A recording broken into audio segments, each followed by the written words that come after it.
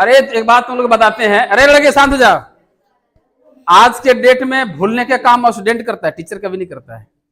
इस चीज को हम लोग रोज देखते हैं। जिस स्टूडेंट को आज से हम 5 साल पहले पढ़ा चुके हैं, जब कोई मिलता है तो निकल जाता है, प्रणाम करने में भी उसको शर्म लगता है।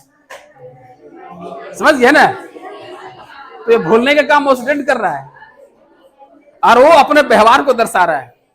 जो था वो अब नहीं रहा, व्यवहार उसका और डाउन हो रहा है। उपनिवेशवाद और देहात चैप्टर को आगे बढ़ाते हुए एक और महत्वपूर्ण प्रश्न पर चर्चा करेंगे। प्रश्न है दक्कन किसान आंदोलन और दक्कन दंगा आयोग। दक्कन किसान आंदोलन मुंबई के पूना शहर के सुपा गांव में 12 मई 1875 को हुआ था।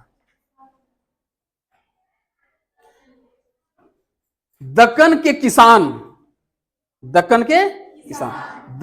किसान और वहां के जमींदार, साहूकार और ब्रिटिश पदाधिकारियों के बीच जो आंदोलन हुआ, इस आंदोलन का कारण था उच्च राजस्व दर और उच्च ब्याज दर के कारण हुआ।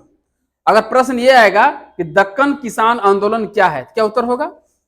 दक्कन किसान आंदोलन 12 मई 1875 को बंबई के पूना शहर के सुपा गांव में हुआ था। यह आंदोलन दक्कन के किसान और वहां के जमींदारों और साहूकारों के बीच हुआ था। इस आंदोलन का मुख्य कारण था उच्च राजस्व दर और उच्च ब्याज दर। पूना के सुपा गांव में यह आंदोलन शुरू हुआ, जो अहमदनगर महाराष्ट्र होते हुए पूरे मुंबई के 6500 वर्ग किलोमीटर तक फैल गया। सिर्फ 2 महीने में पूरा मुंबई के 6500 वर्ग किलोमीटर में फैला। यानी मुख्य रूप से यह जो आंदोलन था दक्कन किसान आंदोलन, वो मुंबई में ही रहा, मुंबई के एरिया में ही रहा। 12 मई 1875 ईस्वी के सुबह जो दक्कन के जो किसान है, सुपा गांव के जो किसान है, एक साथ एकत्रित हो गए और एकत्रित होकर के वहां के जमींदार, वहां के साहूकार, वहां के जो व्यापारी है, उन लोगों के दुकान को लूट लिया। दुकान में जो बही खाता था, जिसमें ऋण का हिसाब किताब वो सब करता था, इतना पैसा लिया, इतना पैसा दिया, इसका ब्याज का टोटल हिसाब, उस सारा बही खाता को लूट लिया और बही खाता को जला दिया। उसके दुकान को लूट लिया और सारा अनाज अपने घर ले आया। और फिर वहां के जो सुपा गांव के जो किसान थे, मतलब सुपा गांव के जो जमींदार थे, साहूकार थे, व्यापारी थे, वो गांव छोड़ के भाग गए। इस बात की खबर मुंबई सरकार को होती है, तो मुंबई सरकार फिर वहां सेना को भेजती है और सेना के सहयोग से फिर आंदोलन शांत होता है। तो कहता है कि ऐसा उन्होंने क्यों किया? जमींदारों को, साहूकारों को, व्यापारियों को लूटने के काम उन्होंने क्यों किया? उनके गोदाम को क्यों लूटा? उनके गोदाम को आग क्यों लगा दिया? क्या कारण है? तो उसके कारण के ऊपर हम लोग जाते हैं। आंदोलन जितना भी हुआ किसान से संबंधित, उसका सबसे पहला कारण उच्च भू राजस्व दर ही है। किसान जब खेती करता है तो खेती करने के बाद जो उसका उपज होता है उसमें कुछ टैक्स, कृषि कर सरकार को देता है।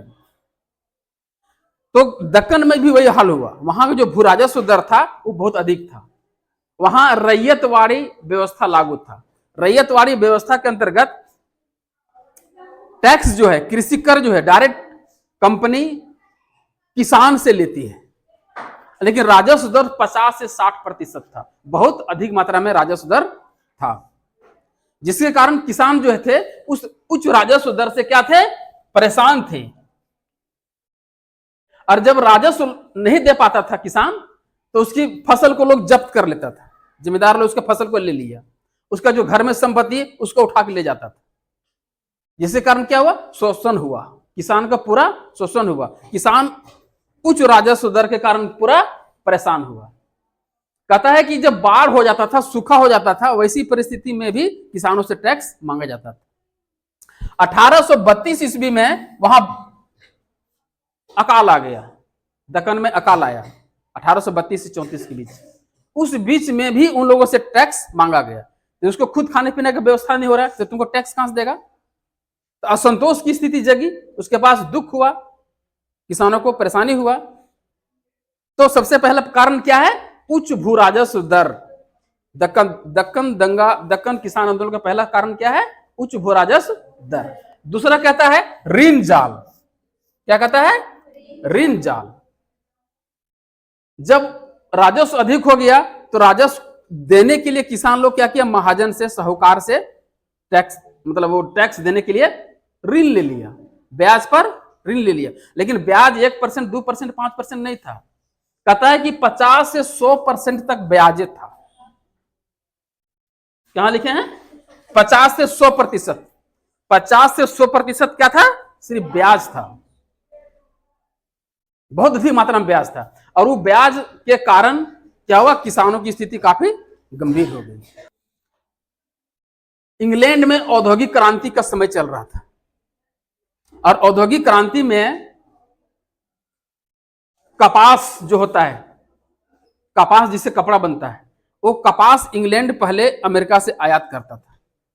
लेकिन अमेरिका जो है वहां गृह युद्ध, आपस में युद्ध छिड़ गया, उसके घर में ही कुछ युद्ध छिड़ गया 1861 के करीब अमेरिका में। तो अमेरिका में गृह युद्ध छिड़ने के कारण क्या हुआ कि अब कपास भारत से निर्यात वो करने लगा, इंग्लैंड।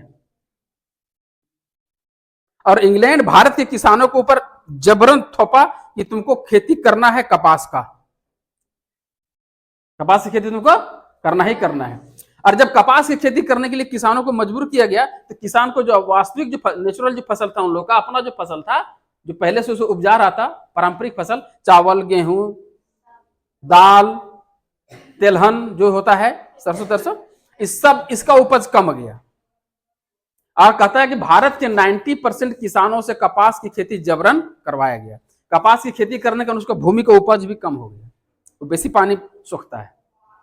दूसरा फसल का उपज कम हो गया, जिस फसल को चाहिए, जिसका पेट भरना चाहिए, वो फसल कम हो गया। तो इससे कपास की खेती से सिर्फ इंग्लैंड को लाभ हुआ, वहां के जमींदार लोग को लाभ हुआ, वहां के व्यापारी लोग को लाभ हुआ, किसान को सिर्फ नुकसान हुआ। किसान बिल्कुल परेशान हो गए राजस्व के कारण, उच्च ब्याज दर के कारण। तो किसान लोग क्या किया? इसका विरोध किया कि अब हम लोग इतना राजस्व नहीं दे पाएंगे, इतना जो ब्याज अब बढ़ा चढ़ा के ले रहे हैं वो हम नहीं दे पाएंगे, देने से इनकार कर गया। तब तो जबरन किसानों के संतान को, उसके बच्चे को बंधक बनाया गया कि तुम नहीं दे पाएगा अगर ब्याज तो मेरे घर में 6 महीना काम करो फ्री में, बंधक बनाया गया। बेगारी, बिना पैसा दिए काम करवाना, बेगारी, काम करवा रहा है, सिर्फ खाने भर पैसा दे, खाने के लिए दे रहा है, पैसा उसको नहीं दे रहा है। मैंने बिल्कुल किसान क्या हो गए? शोषित हो गए। तब किसान लोग क्या किया? एक साथ संगठित हो गया, एकता के सूत्र में लोग बंध गया, और एकता के सूत्र में बंध करके संगठित होकर के 12 मई 1875 को व्यापारी लोग, साहूकार लोग, जमींदार लोग, सुपा गांव में रहता था, उस गांव में सब रहता था, तो इसलिए उस गांव के ऊपर ही जगह हमला कर दिया, उसके गोदाम को लूट लिया, अनाज अपने घर ले आया, गोदाम को जला दिया, उसका बही खाता जिसमें हिसाब किताब कर लेता कि कौन कितना ऋण लिया है, कौन नहीं दिया, सब बही खाता को जला दिया। नहीं बही खाता रहेगा ना तो हमसे हिसाब किताब मांगेगा। तो इस स्थिति को देख करके मुंबई सरकार के रिक्वेस्ट पर जो है क्या किया गया? भारत सरकार वहां सेना भेजती है और फिर वहां मामलों को शांत करती है। ये कहानी समझ में आ गया? अब एक और इंपॉर्टेंट कहानी आता है, मात्र 2 मिनट का, दक्कन दंगा आयोग। जब मुंबई में जब एक दंगा हुआ, दक्कन में जब दंगा हुआ, किसानों के बीच और साहूकारों के बीच युद्ध हुआ, तो युद्ध क्यों हुआ इसके वास्तविकता के जांच के लिए, इसके कारण के जांच के लिए कि दोषी कौन है, इसके जांच के लिए दक्कन दंगा आयोग का गठन भारत सरकार के कहने पर मुंबई सरकार करवाई। और भारत सरकार बोली कि आप जांच कीजिए कि क्या उच्च राजस्व दर के कारण सरकार अधिक टैक्स ले रही है, उसके कारण ये दंगा हुआ। लेकिन दक्कन दंगा आयोग में जो जांच करने वाले व्यक्ति थे, सबके सब ब्रिटिश ईस्ट इंडिया कंपनी के अधिकारी लोग थे। इसलिए उन लोग क्या किए? ब्रिटिश ईस्ट इंडिया के फेवर में जांच का रिपोर्ट सौंपा। 1878 ईस्वी में उन लोग रिपोर्ट सौंपा, दक्कन दंगा आयोग का रिपोर्ट 1878 ईस्वी में सौंपा गया। और यह जो रिपोर्ट है तो सरकार के फेवर में सौंपा गया। कैसे फेवर में सौंपा गया?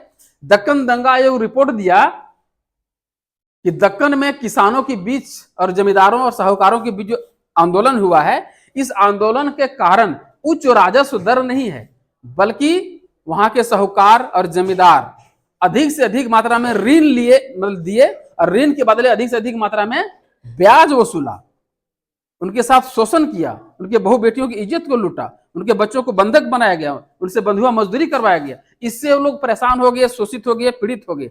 इसीलिए उन लोग आंदोलन किया है, भू राजस्व के कारण नहीं किया है। हालांकि गैर सरकारी रिपोर्ट, मैंने कंपनी के अलावा दूसरा जो रिपोर्ट है, गैर सरकारी रिपोर्ट, ये बताता है कि ये रिपोर्ट बिल्कुल सही नहीं है। न्यूज में भी छपा, समाचार पत्र में छपा कि सरकार के द्वारा जो बताया गया है कि उच्च राजस्व के कारण नहीं, बल्कि वास्तविक कारण उच्च राजस्व ही था। उच्च राजस्व इन लोग से लिया गया, तो उच्च राजस्व के भुगतान के लिए लोग ऋण लिया, और ऋण के कारण क्या हुआ, फिर उसको उच्च ब्याज दिया गया, और ब्याज जब नहीं दिया तो फिर आंदोलन हुआ। बस समझ में आ गया? दक्कन किसान आंदोलन और दक्कन दंगा आयोग।